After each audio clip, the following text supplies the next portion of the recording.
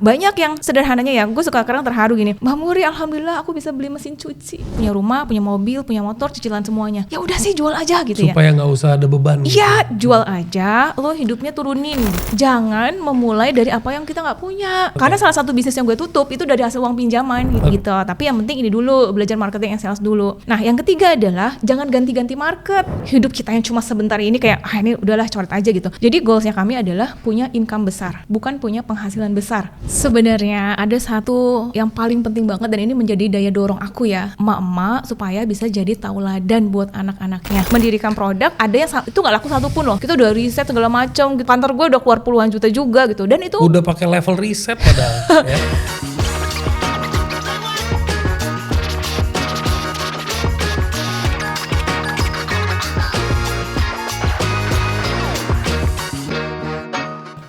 Udah berapa lama melakukan pembinaan dan pembimbingan dengan komunitasnya Mbak Muri sendiri?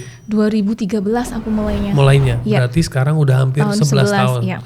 Dalam 11 tahun itu kan kemarin sempat pandemi. Pandemi itu adalah momen eksponensialnya akselerasi digitalisasi. Di mana semua mama terpaksa harus belajar Zoom dan sebagainya, right? Ada nggak pengalaman-pengalaman di dalam komunitasnya Mbak Muri yang cukup mengesankan?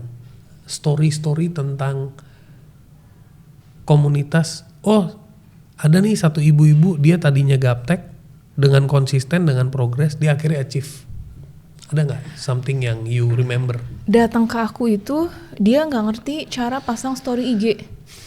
Dan itu sampai tahun 2024, gue masih kedatangan pasien-pasien yang kayak gitu. Pasien-pasien yang gue ngomongnya ya.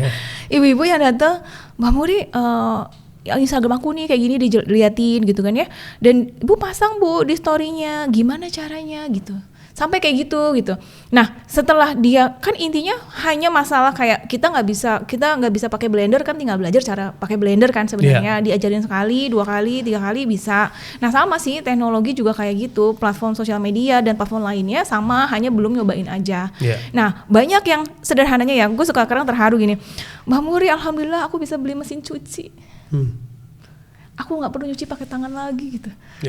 Sesimpel itu. Ya, gue ngebayangin nyokap gue dulu anaknya 5 pada pakai celana jeans, nyuci spray itu pakai tangan gitu. Pulang dari pasar cuci tangan tuh, besoknya udah harus ke pasar lagi.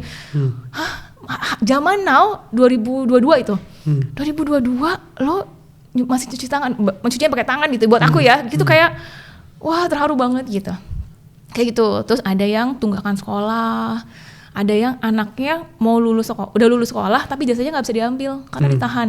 Kan ada sekolah model kayak gitu kan. Karena belum dibayar. Belum ditebus gitu dengan tunggakan utang-utangnya. Jadi si ijazahnya nggak bisa diambil. Terus akhirnya dia bisa ambil ijazah gitu. Jadi kami ini ya, para mak-mak ini, kami nggak yang gue cita-cita beli Lamborghini, gue cita-cita beli Ferrari, enggak. Aku cita-cita supaya anak aku bisa terus sekolah. Aku cita-cita supaya listrik nggak cenut-cenut mulu nih. Aku cita-cita supaya nggak diusir dari kontrakan gitu. Mau nangis nggak sih?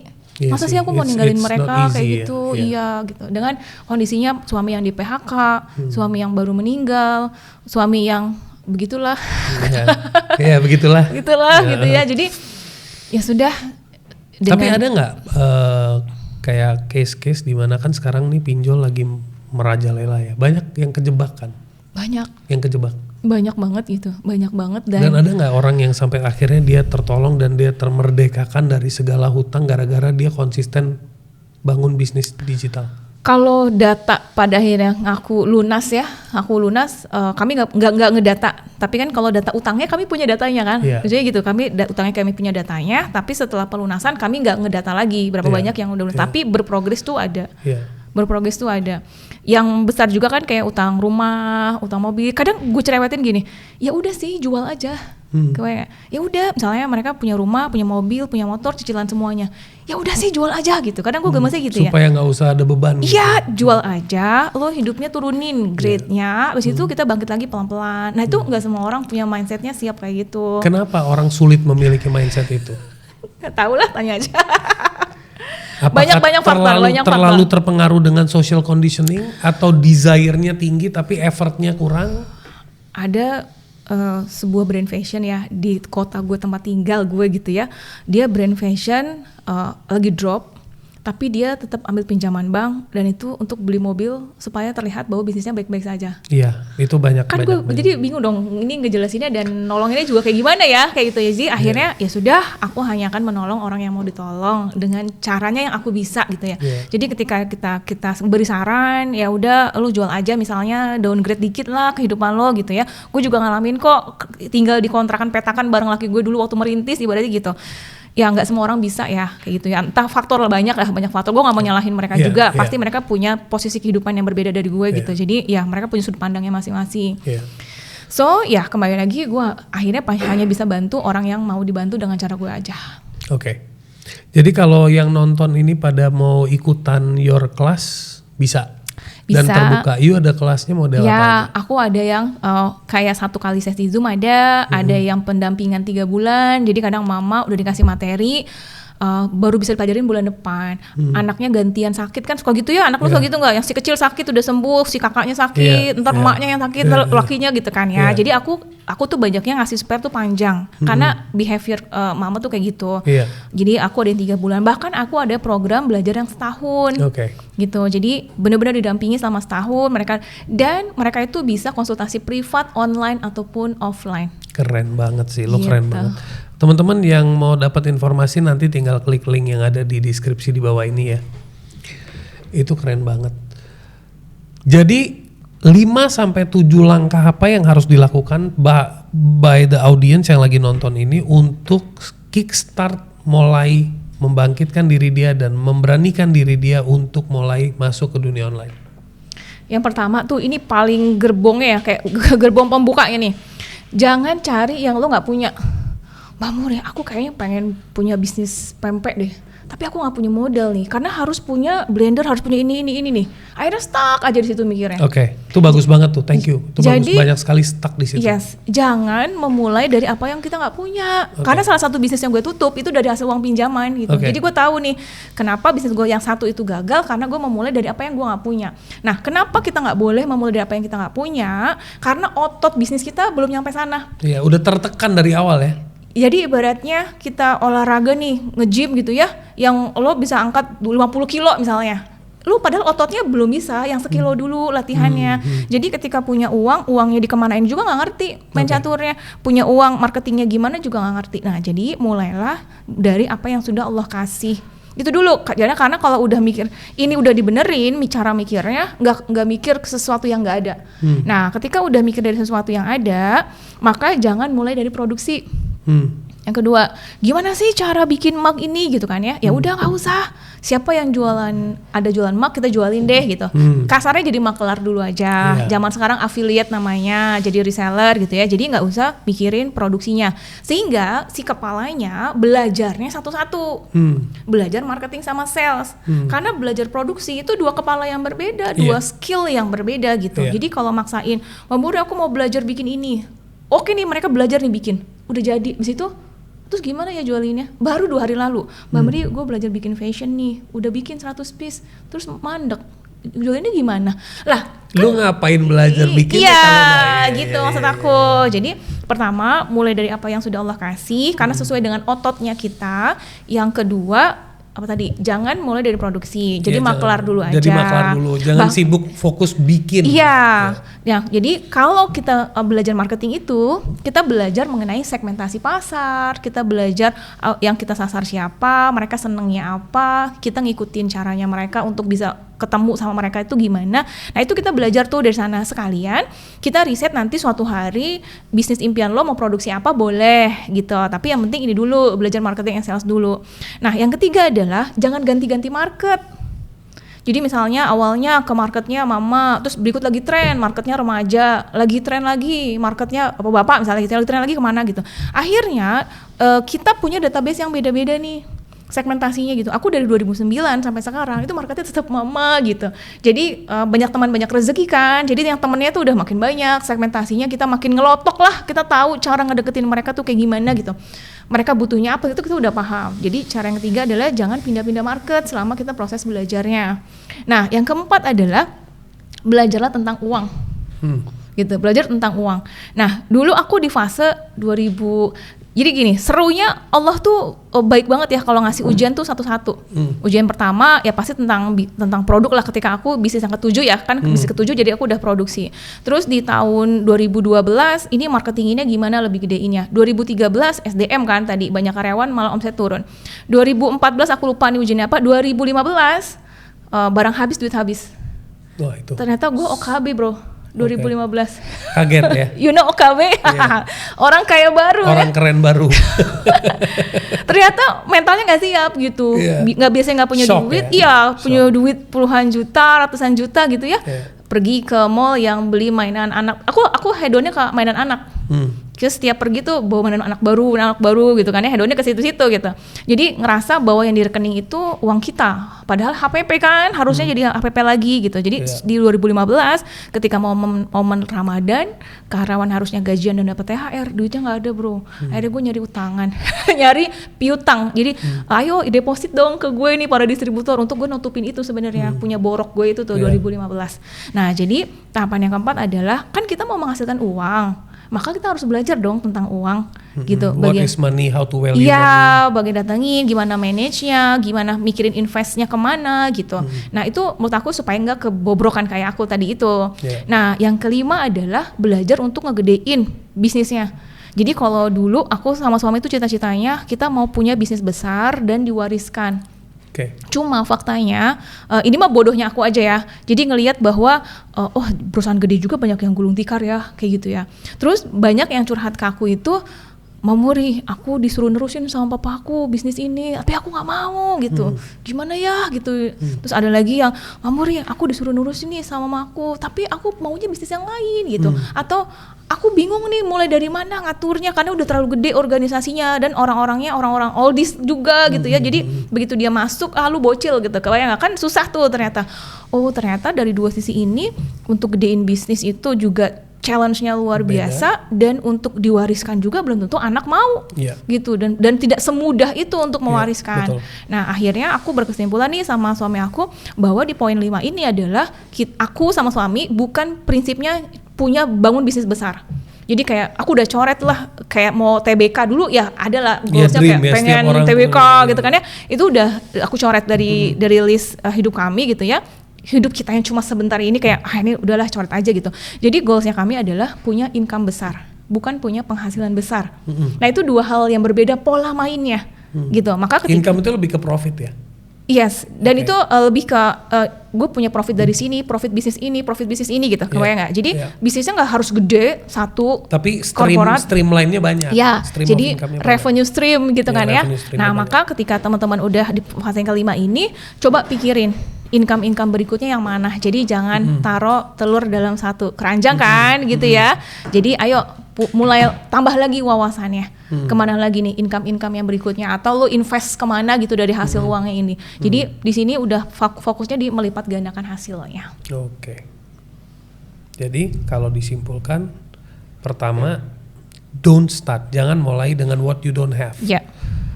Kalau you nggak punya any skill, ya minimal you ikut dulu kelas. Kalau nggak minimal ikut kelas, belajar something lah. Tapi setiap orang pasti punya something. Nggak mungkin nggak, cuman mereka kudu cari ya. Punya handphone, ada teman kontak WA kan tinggal say hi. Bisa. Tapi kedua itu tadi jangan produksi dulu. Fokus jadi maklar. Yang ketiga, jangan ganti-ganti market. Stay aja dulu. Iya, sehingga nanti database-nya lama-lama makin gede database-nya. Berapa lama minimal harus stay? Wow, aku kan udah 15. Minimal. Kalau menurut aku market itu sebaiknya jangan pindah-pindah sih. Iya, jadi mendingan growth aja gitu.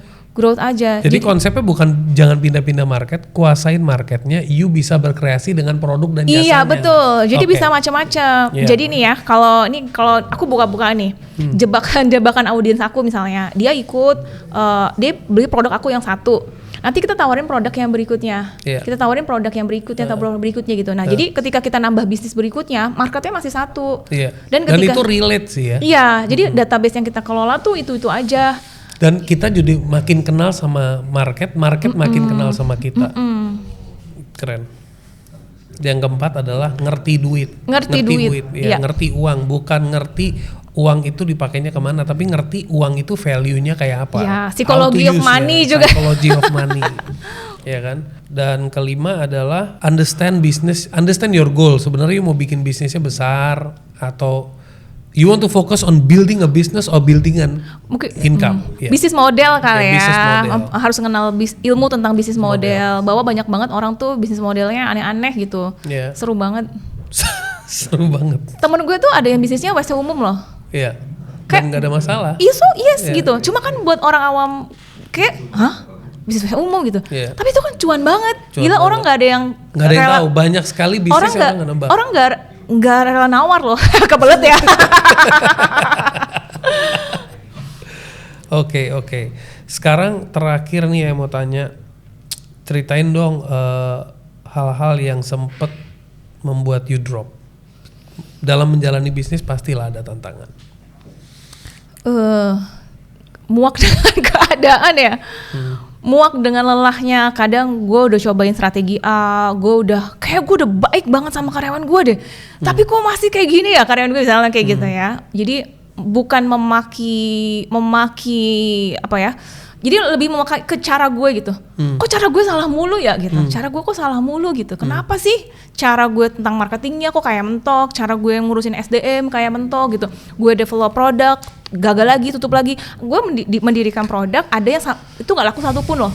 Kita udah riset segala macam, kita udah keluar, kantor gue udah keluar puluhan juta juga gitu. Dan itu udah pakai level riset padahal. Ya.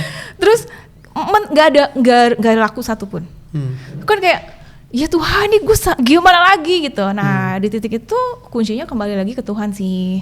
Gitu, kembali lagi ke Tuhan sampai sepasrah-pasrahnya gitu. Sampai sepasrah-pasrahnya dan minta petunjuk sama Allah gitu. Ini aku harus gimana, kan kadang kita yang sok tahu. Kita yang sok tahu. Mak Muri pernah nggak atau ini penasaran gue aja. Kalau cowok itu kan kita, kalau gue misalnya as a mentor atau as a coach, gue selalu ngomong nggak semua orang itu di-build as a businessman. Ada orang yang bisa cocok jadi seorang profesional, ada yang cocok menjadi freelancer, ada yang cocok menjadi seller. Selling aja, lu jagonya di selling, lu jangan sibuk masuk ke produksi gitu. Secara profiling test ya. Mak juga ada kan kayak begitu. Ada yang misalnya lu cocoknya di manajemen sebenarnya, lu cocoknya di selling. Itu you do profiling test ya, atau you bantu kita ada mereka?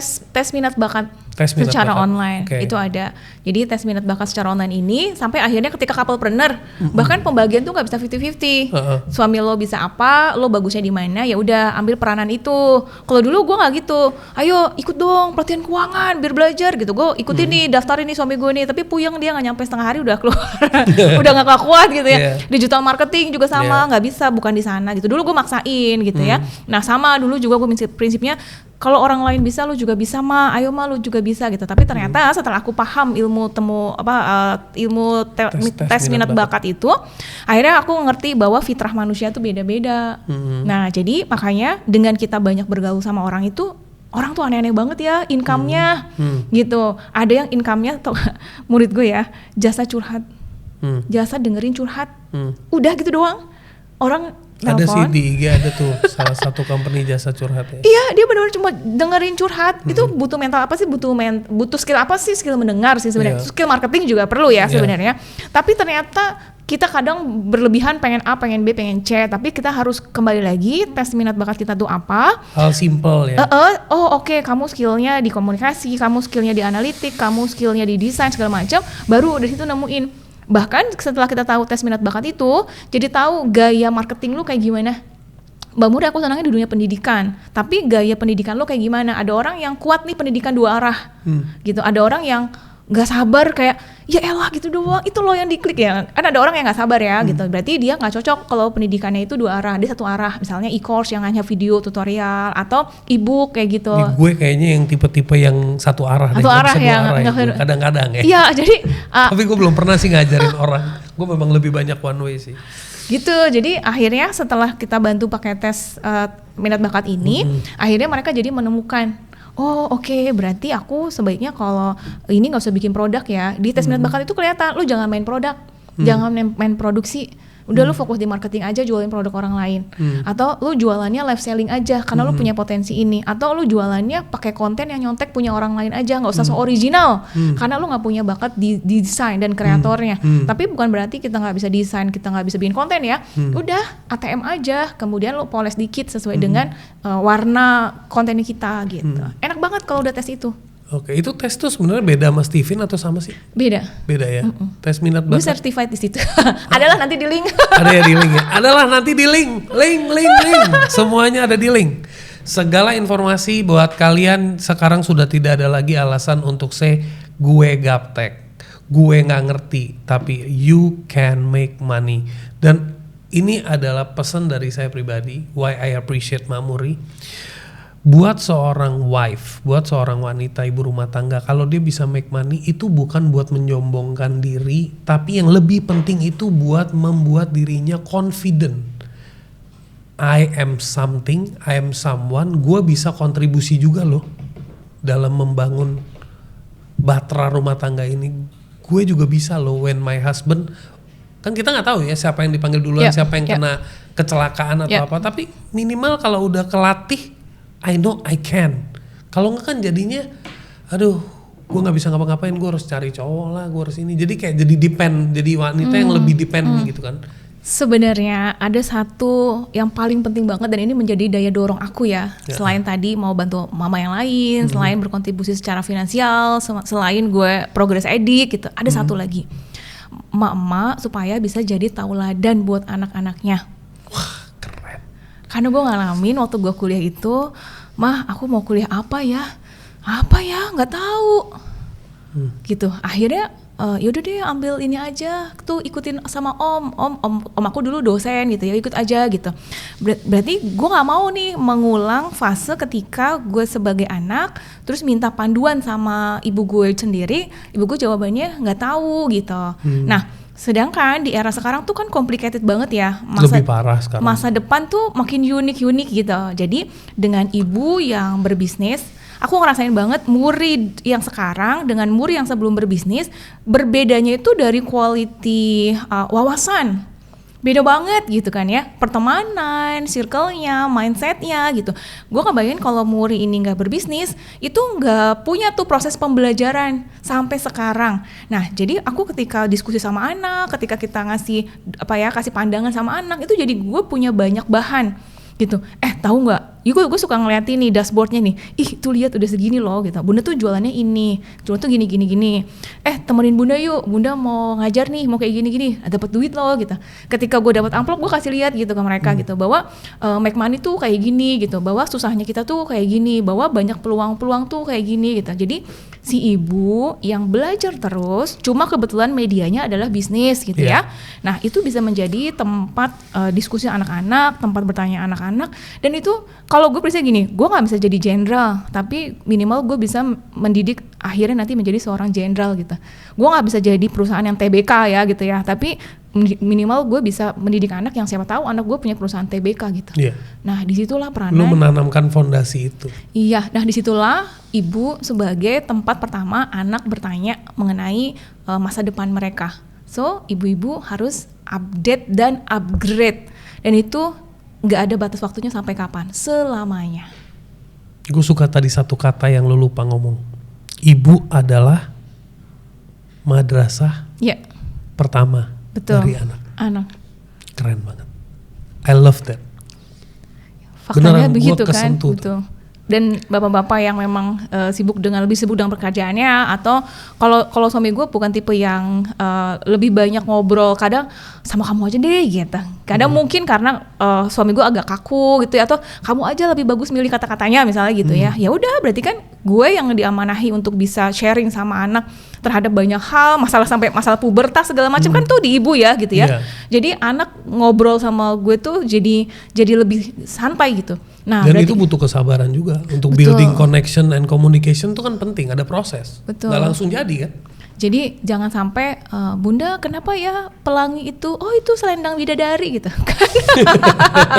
Ada kan yang bilang gitu kan. Bikin tambah bego. Iya gitu. Berarti kan kuncinya di ibu kan. Kalau kita mau ngebangun bangsa ini, ayo ibu harus berilmu Jadi kalau punya anak cewek gitu ya, aku punya anak cewek, jangan batasin dia cuma sampai sekolah apa. Selama dia masih mau sekolah, sekolahin gitu ya. Mau S3, S5 Betul. pokoknya hajar. Wah, nggak dipakai kerja, bukan untuk ngedidik anaknya. Iya, benar. Gitu kuncinya. Mantap. Thank you Mamuri, mendorong banyak sekali mama untuk menjadi pribadi yang lebih independen tanpa melupakan fitrahnya, dan thank you so much for coming to this podcast. Terima kasih juga.